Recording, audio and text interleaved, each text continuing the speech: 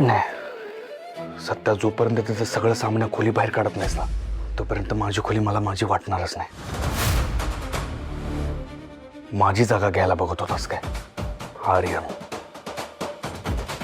10 जन्म घ्यावे लागतील तुला सत्यजित सुर्वेची जागा घ्यायला.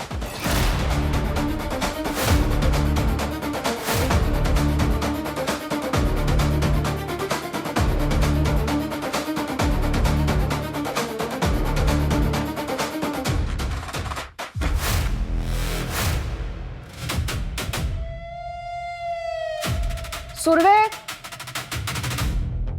सुर्वे, कोणी आहे की नाही घरात?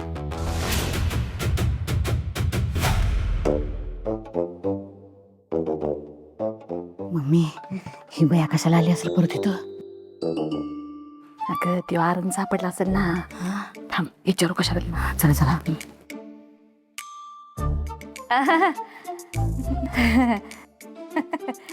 नमस्कार इन्स्पेक्टर मॅडम. मी माया सुर्वे, महिला परदेश अध्यक्ष, शिंपल आणि शिवी. इकडे कसं काय आलाय परत? काही विशेष? ज्या गुन्हेगाराला आम्ही घेऊन गेलो होतो तो इथेच राहत होता. ह्याच घरात राहत होता. त्याला घरात ठेवून मोठी चूकच केली बघा आम्ही. इथं आमच्या घराच्या सुखाच्या जीवावरच उठला होता तो. पण आता त्याचं काय झालं?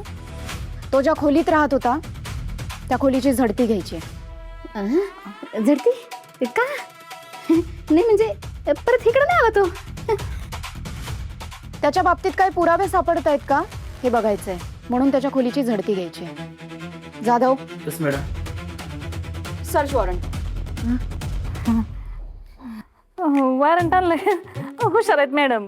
नाहीतर ती नेबेट माझी सुनली पोलिसात आहे ना. ती काय रिकामी हाताला होती यायची नेहमी.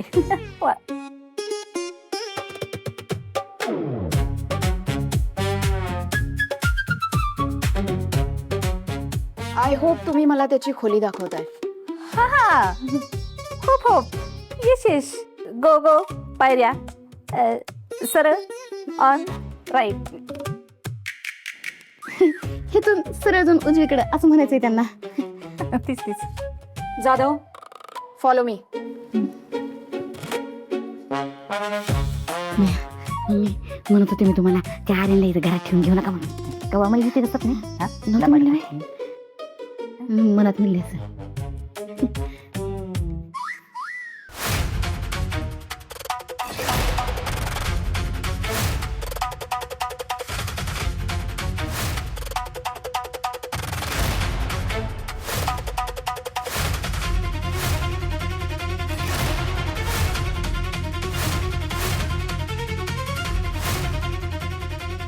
ही फोटो फ्रेम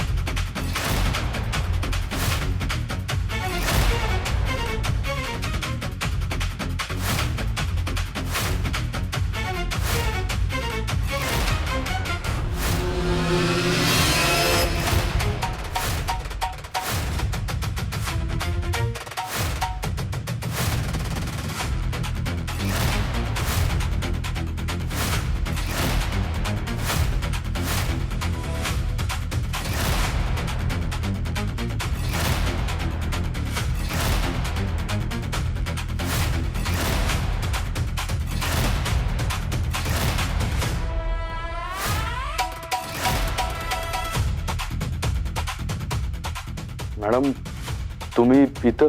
तो गुन्हेगार आर्यन याच खोलीत राहत होता. होय, म्हणजे माझीच खोली बळकावली होती त्याने. त्याच सगळं सामान बाहेर काढत होतो मी आता. आणि हे सगळं सामान बाहेर काढायला कोणी सांगितलं तुला?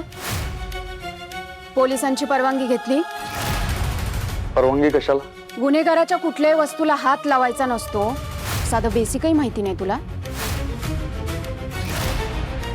गुन्हेगाराच्या कुठल्याही वस्तूला हात लावायची परवानगी नाहीये तुला. ही केस आता माझ्याकडे आहे, त्यामुळे इथल्या सगळ्या वस्तू आम्ही आमच्या ताब्यात घ्यायला आलोय. मॅडम, हे घर ना माझं आहे. मग